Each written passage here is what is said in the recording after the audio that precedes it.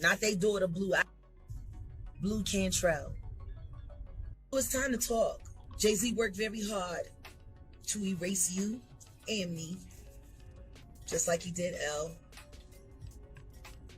Just like he did his relationship with R. Kelly, just like he did his relationship with Aaliyah. So, Blu Cantrell is finally breaking her silence about how Beyoncé completely ruined her career and got her kicked out of the industry after they got into a nasty feud about Jay-Z. Apparently, Blu was pushing up on Jay because she had a huge crush on him and Beyoncé was not here for that. But even aside from the man drama they had going on, Blu had also accused Beyoncé of ripping her style off and copying her. Now, if you've been following Beyoncé for a while, then you know she's notorious from stealing from other artists, especially black female artists. Blu even went as far as giving Beyoncé a warning to make her know she is not the one to be played with. However, not too long after this, Beyoncé used her connections to destroy Blu's career. Things got so bad for Blu that she literally ran to London to start a whole new life because she was scared for her life.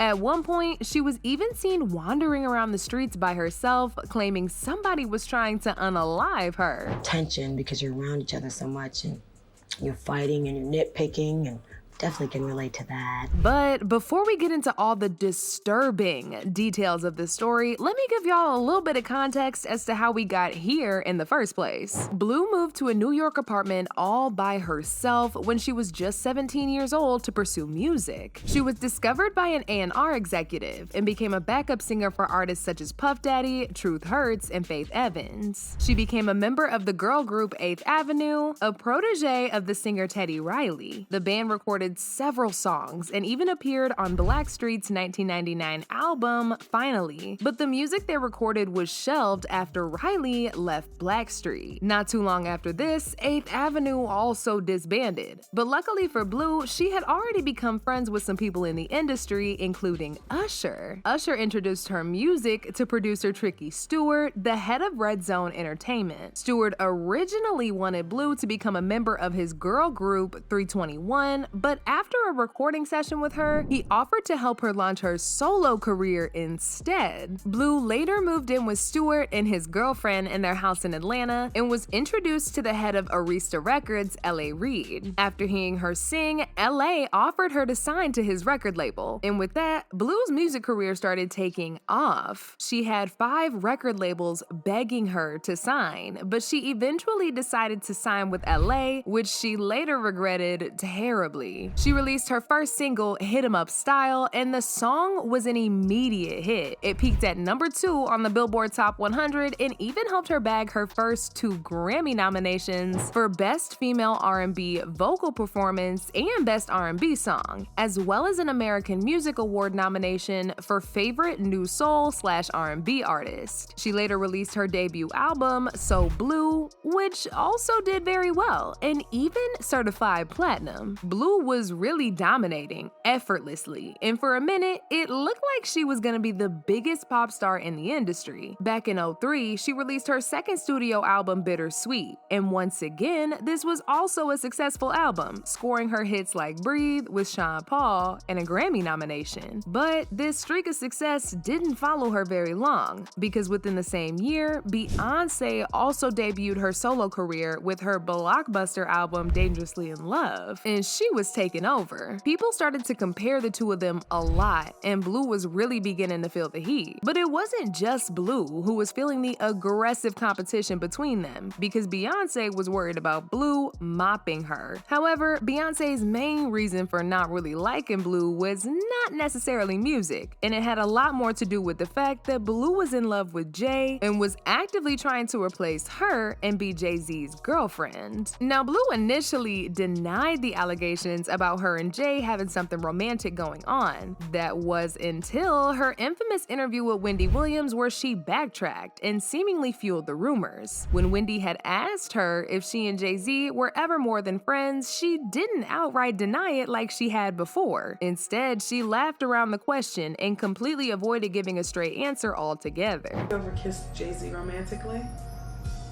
No. No, I can't answer that. I can't answer that. Oh, she's touching him off the neck! See?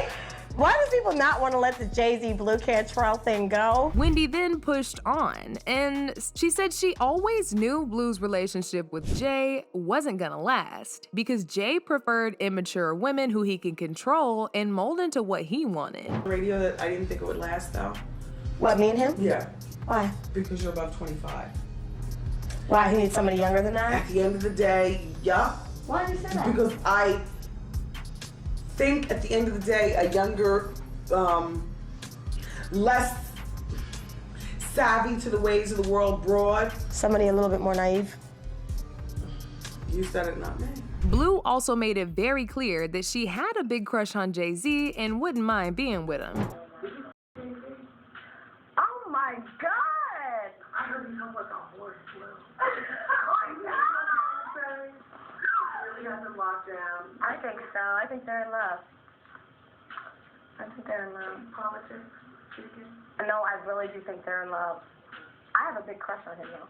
I'll tell you that much. But this was just the beginning of the tension between these two, because Blu later accused Beyoncé of stealing the music video concept for her 2003 hit collaboration with Jay-Z, Bonnie and Clyde. She said the video looked very similar to the video that she had put out to promo her song Round Up, which came out first. But that wasn't even the only time that Blu called Beyoncé out for copying her. Remember how I said earlier that year, Blu released a song with Sean Paul called Breathe, which was a massive hit? Well, just a few months after that came out, Beyoncé also released her own collaboration with Sean Paul called Baby Boy. People speculated at the time that Beyoncé was throwing it in Blu's face, that she had no problem copying her. In fact, Beyoncé seemingly referenced Blu's song Breathe when she sang the line, "Let me breathe." Oh, but it definitely doesn't end there, y'all. There was also another song in Beyoncé's debut album called Signs, where she seemingly referenced Blu and Jay's relationship. She said, "I was in love with a Sagittarius. I wish he was a Virgo, the same sign as me, and know how to show me love, cause I've been hurt by a Pisces." Well, it turns out Jay-Z is in fact a Sagittarius and Blu is a Pisces. Blu later did an interview with The Guardian where she put Beyoncé on blast for throwing shade at her. She accused Beyoncé of clout chasing. She said she doesn't want beef, but she has no problem taking it there if that's what Beyoncé wants. Maybe she's trying to do it to get press, but I want to make sure she understands. If she go there with me, it's the wrong move. She needs to understand what she's doing and what she's getting into. I'm a master at singing. But it looks like these threats did not sit very well with Beyoncé and her team, because shortly after this, Blu's career started declining rapidly. Her record label refused to renew her contract or give her any budget, which led to her not being able to release her music. She had also found out that she signed a terrible contract that allowed her label to get a huge portion of her earnings. She revealed that at the time, she didn't know much about music business, and the lawyer who was representing her was offered to her by the label. So he made her agree to conditions that were in favor of them and not her. She said, "I would have got my lawyer because that lawyer ended up representing them, which was a conflict of interest. So they were all working together to basically take what was mine. Nobody really knows the whole truth but me and them, but I was really taken advantage of." Now, she disappeared from the industry after this and went off the grid for a while. During all that time, Beyoncé had already taken over and was now a full-blown global superstar. A lot of people, including Jaguar Wright, believe Jay and Beyoncé were fully responsible for Blu's sudden downfall because they felt like she was competition. Jaguar claimed that what they did to Blu was very similar to what they did to Eric Sermon, who jumped out of his window from the 3rd floor. This happened within the same exact month that Jay-Z released his album The Blueprint. The official police report suggested that Eric was trying to unalive himself, but Eric himself denies this, as well as Jaguar, who said someone pushed him out the window. Yeah, they said Eric jumped. I don't think he jumped. I think he had help. Jaguar then directly addressed Blu Cantrell and encouraged her to speak out on her past with Jay-Z. Blu. The first Blu. Not they daughter Blu. Blu Cantrell. You were singing, fool. And you made a choice to work with someone and you probably didn't realize how nefarious he was when you got involved with him. I didn't. Blue, it's time to talk. Jay-Z worked very hard to erase you and me, just like he did Elle,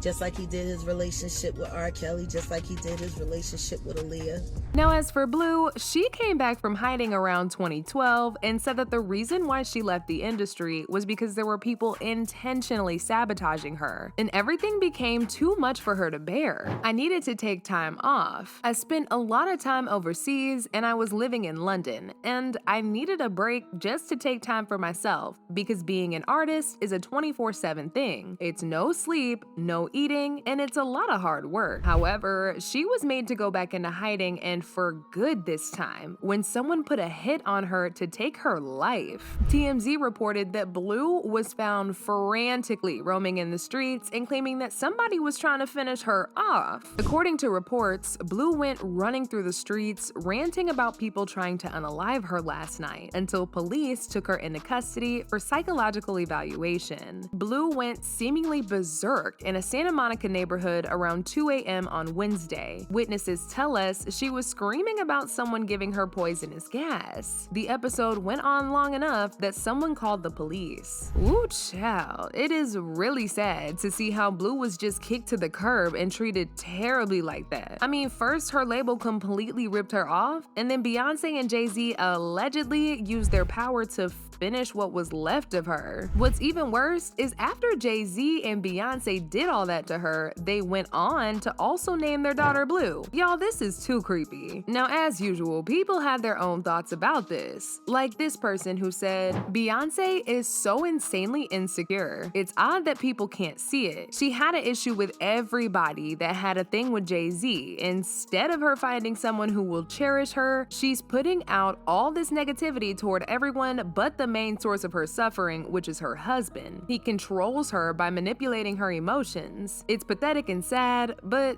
that's her karma. Another person said, naming their daughter Blue was a clear message to Blu Cantrell. People will intimidate and eliminate anyone who's competition. Anne Marie career hit rock bottom, Aaliyah RIP, MIA career hit rock bottom, Blu Cantrell was screaming in the streets of Santa Monica she was poisoned, DMX gone, RIP, Tierra Marie career hit rock bottom, and Cassie, Biggie, and Tupac, RIP. But now I want to know your thoughts. What do y'all think about Beyonce allegedly destroying Blue's career? And do you think she's really responsible for Blue's downfall? Y'all been knew what to do. Let me know your thoughts in the comment section down below. And don't forget to click here to watch this other very messy video.